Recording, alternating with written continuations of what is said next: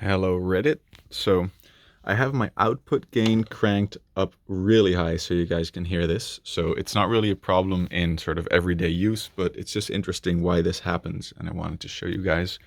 So here's my WA73, this boy, and if I turn it off, it'll take a few seconds and then you'll hear the sound.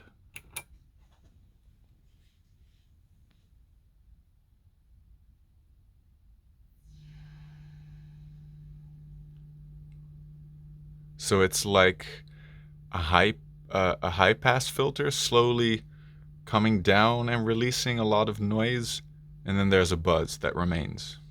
What's up?